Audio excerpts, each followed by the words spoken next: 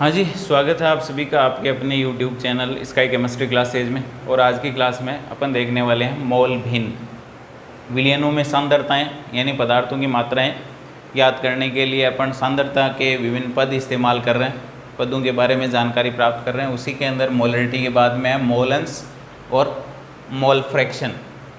अब मोल अंश या मोल भिन्न क्या होती है? तो किसी विलयन में उपस्थित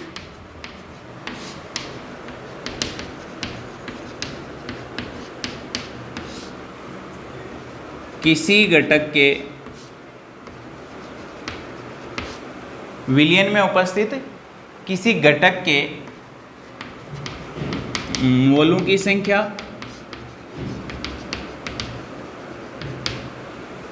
तथा विलयन में उपस्थित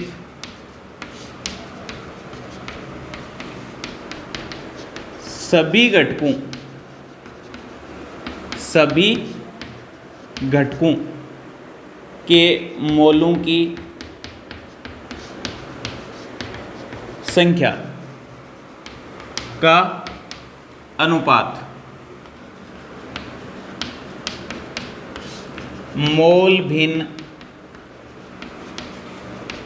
मोल अंश या मोल फ्रैक्शन कहलाता है। तो मोल भिन्न या मोल अंश क्या हो गई? किसी विलयन में उपस्थित किसी घटक के मोलों की संख्या। मान लीजिए दो घटक हैं किसी विलयन के अंदर, ए और बी। तो किसी एक घटक के मोलों की, किसी घटक के मोलों की संख्या और सभी घटकों के मोलों की संख्या, तो उन दोनों का अनुपात जो है वो क्या कहलाता है? मोल भिन्न या मोल अंश कहलाता है। माना, देखो एग्जाम्पल से समझते हैं। किसी विलयन में दो घटक कैपिटल ए कोमा बी उपस्थित है, यानी दो घटक हैं ए और बी। एक विलेय हो सकता है, एक विलायक हो सकता है, जिनके मोलों की संख्या क्रमशः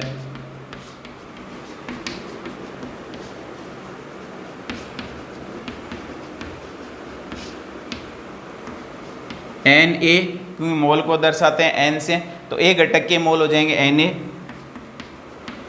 एवं एन बी है। घटक ए के मोल हो जाएंगे एन ए और घटक बी के मोल हो जाएंगे एन बी।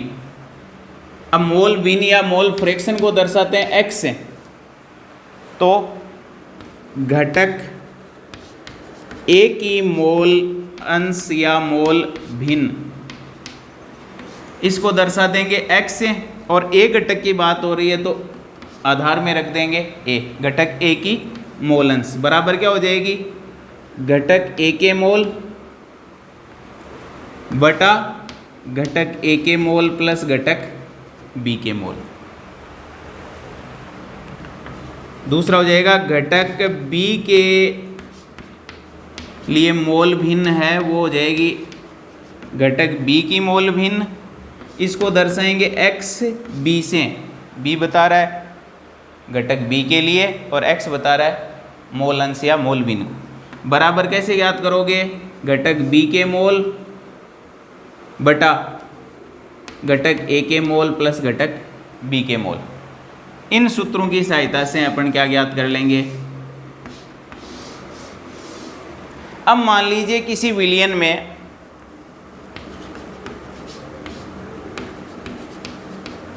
आई घटक है, आई घटक हो, तो आई में जो घटक है एक्स आई, उसकी मोल अंश हो जाएगी आई वहाँ घटक जो A B C D E F G H बहुत सारे घटक हैं, आई घटक हो, तो आई वहाँ जो घटक है उसकी मोल अंश हो जाएगी एक्स आई बराबर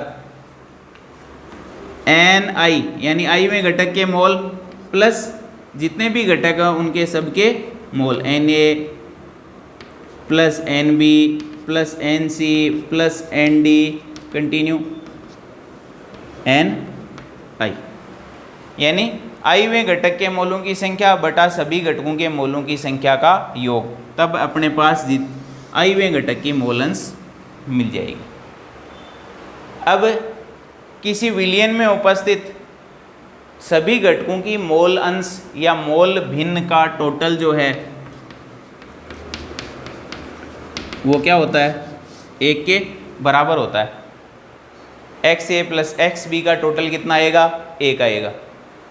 यानी 2 घटक हैं, 2 घटकों के लिए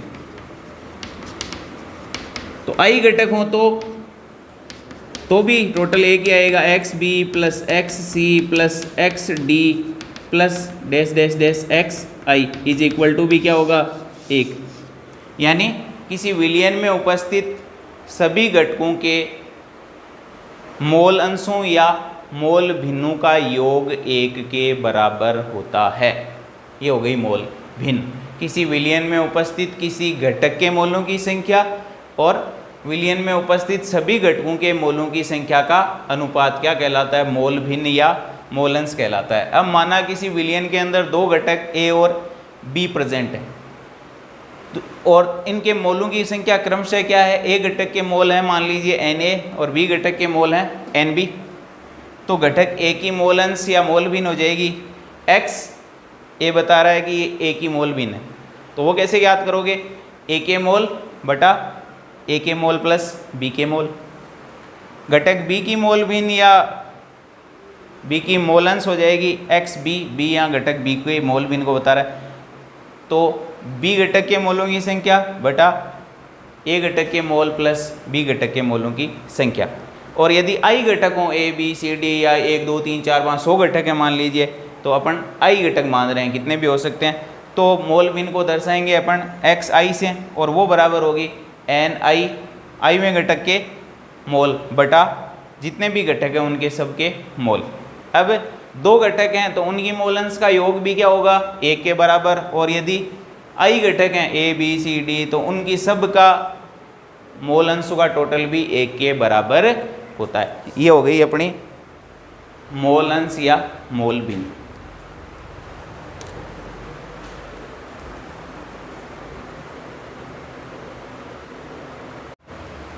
अब देखो अपने पास एक मिश्रण है, मोल अंश कैसे याद करते हैं, एक मिश्रण में घटक A के 0.5 मोल और घटक B के 0.2 मोल उपस्थित है, तो A एवं B की मोल अंश ज्ञात कीजिए। एक सवाल है अपने पास, एक मिश्रण में घटक A के 0.5 मोल और घटक B के 0.2 मोल उपस्थित है, A और B के मोल अंश ज्ञात कीजिए। तो घटक A की मोल अंश बराबर हो जाएगा घटक A के मोल बटा घटक A प्लस घटक B के मोलों का योग। तो घटक A के मोल देखो कितने हैं, 0.5 मोल, Na घटक A के मोल 0.5 प्लस B के घटक के मोल कितने हैं, 0.2, जोड़ दो मोल, मोल से मोल कैंसिल हो जाएगा, तो हो जाएगा 0.5 बटा 0.7 यानी 5/7। मोल अंश या मोल भिन्न का कोई मात्रक नहीं होता है। घटक B की मोल भिन्न हो जाएगी बराबर घटक B के मोल बटा दोनों के मोल। तो B के मोल कितने हैं देखो, 0.2 अपॉन 0.5 प्लस 0.2 घटक B के मोल बटा दोनों घटकों के मोल। तो ये हो जाएगा 0.2/0.7 बराबर 2/7। तो एक्स ए तो आ गई अपनी कितनी 5/7, एक्स बी यानी घटक बी की मोल बिन आ गई 2/7। अब भाग दे के देख लो, 7 7 49, सॉरी 0.5 में जाता नहीं है तो 50 कर लो, पॉइंट लगा दो, 7 7 49, 1 7 एकम 7, ये तो आ गया 0.71। इसमें 2 तो 0 20, 7 दूनी 14, 6 बच गए, 7 8 56, यह आ जाएगा 0.28, यह आ जाएगा 0.71। अब अभी अपन पीछे कह रहे थे कि x1 और एक्स ए प्लस एक्स बी का टोटल एक के बराबर होता है, यानी किसी मिश्रण में उपस्थित सभी घटकों के मोल अंशों का योग एक के बराबर होता है। तो जोड़ो 0.71 प्लस 0.28, 8 1 9, 7 और 2 9, 0.99, यानी एग्जैक्ट वैल्यू क्या आ जाएगी 1 आ जाएगी। तो किसी मिश्रण में उपस्थित सभी घटकों के मोल अंशों का योग कितने के बराबर होता है, 1 के बराबर होता है। तो घटक ए की मोल अंश निकालनी है तो घटक ए के मोल टोटल मोलों का अनुपात, घटक बी की मोल अंश तो घटक बी के मोल बटा टोटल मोल। इस तरीके से अपन क्या कैलकुलेट कर लेंगे, मोल अंश कैलकुलेट कर लेंगे।